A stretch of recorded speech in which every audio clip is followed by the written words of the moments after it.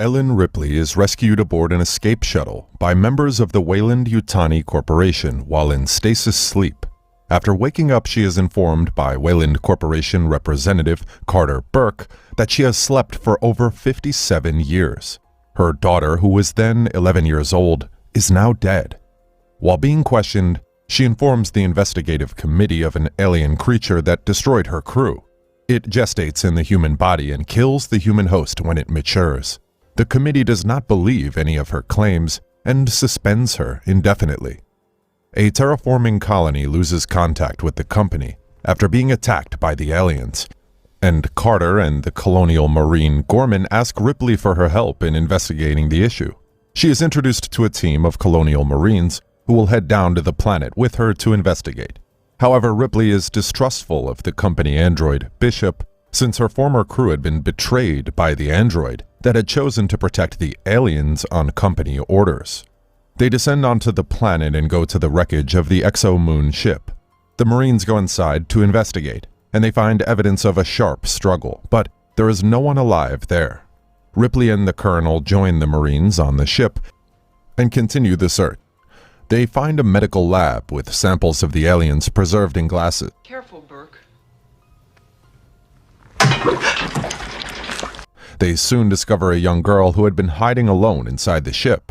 Ripley manages to follow her into her hiding place, catch her, and bring her back up. She says her name is Newt, and she is the survivor of the terraforming colony that was wiped out by the aliens. The Marines continue scanning the ship, and they find data transmitters on a part of the ship. They immediately head out looking for any survivors. They proceed inside to find a nest of unknown origins. For fear of rupturing the ship's cooling system and causing a nuclear explosion, the Marines are ordered not to fire their guns by Colonel Gorman. They then find a former member of the derelict ship held hostage by the aliens. When she wakes up and sees them, she begs them to kill her. But soon an alien ruptures her torso and gets out. The Marines burn the creature and the Marine with fire. They are then beset by the aliens, and they have to get through by incinerating them. One of the Marines, Pasky, is taken down by the aliens. Gorman is flabbergasted by the situation and is unable to do anything due to his inexperience. Ripley takes charge of the armored car and drives into the ship, rescuing the surviving Marines. Gorman passes out, and Corporal Hicks takes charge. Ripley wants the crew to bomb the whole site and kill the aliens. Carter is adamant that the company would lose a lot of expensive property. Hicks calls for evacuation, with the plan being to nuke the whole site from space. However, the escape aircraft is attacked by an alien, and the pilot and his fellow Marine go down with it. They decide to barricade themselves in a section of the ship and wait for rescue, just like the girl Newt had done. However, some of the Marines, like Hudson, are losing their minds at the possibility of being killed by the aliens. Ripley convinces Hudson to relax and gets him to provide them with floor plans for the section they are in. Bishop shuts himself up in the medical labs, analyzing the aliens and tending to Gorman. The team barricaded themselves in the section and set up motion guns to stop the aliens at 2 entrances, and then sealed the tunnels. Hicks gives Ripley a tracker that they can use to track her when she gets lost. Ripley then puts Newt to sleep in the medical bay. At the lab, Ripley postulates that there must be a queen laying the alien eggs. When she orders Bishop to destroy the alien samples after he is done with them, he refuses, saying Carter had ordered him not to.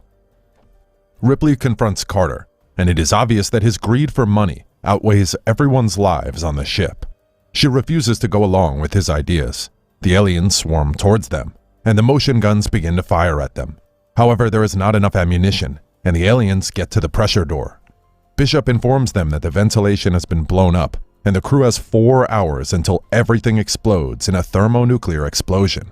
The team decides to send Bishop down the tunnels to find the remote aircraft that will take them out of there. Meanwhile, the team waits for the enclosing aliens. However, the aliens change course at the last minute, buying them some time.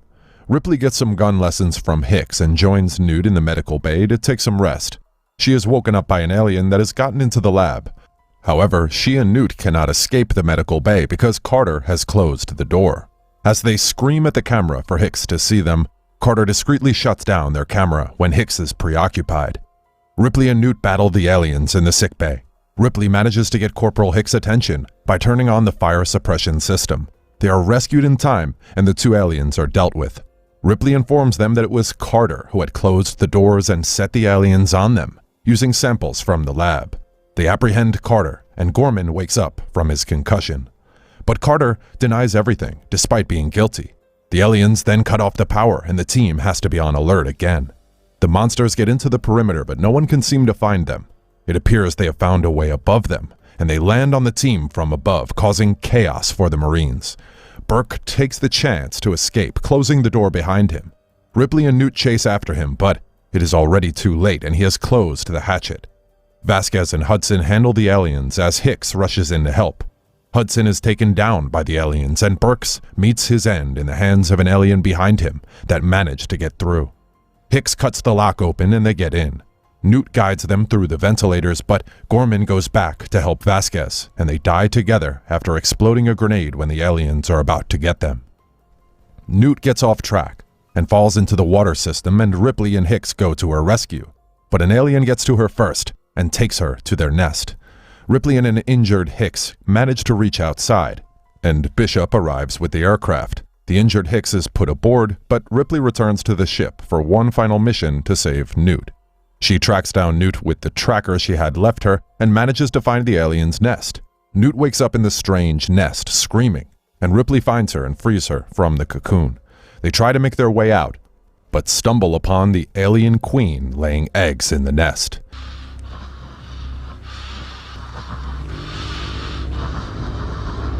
The alien queen holds off on killing them under the threat that Ripley will destroy her eggs. But when Ripley and Newt get to a safe distance, Ripley sets the eggs on fire, and the queen is mad and begins to chase after them. They make it out of the ship with only 2 minutes left before the whole place blows up. Bishop comes for them in the remote aircraft and manages to rescue them. While scaling the atmosphere in the aircraft, the whole station blows up in a huge thermonuclear explosion. When they arrive at the space station, Bishop is attacked by the alien queen, who had managed to hide in the ship. It tears him apart, rendering him incapable of helping anyone. Ripley runs off and finds a human-powered robot and fights the queen. She manages to blow the alien into the depths of space. Bishop saves a swaying Newt by catching her on the half-Bishop and preventing her from being drawn in by the pressure of the open shutter door. Ripley prepares 2 stasis pods for both her and Newt. She hopes the next time they wake up, they will be home on Earth again. The film ends with both of them going into hypersleep. Thanks a lot for watching, guys. If you like this video, please consider subscribing to our channel. I'll be back with another interesting movie recap. Until then, take care.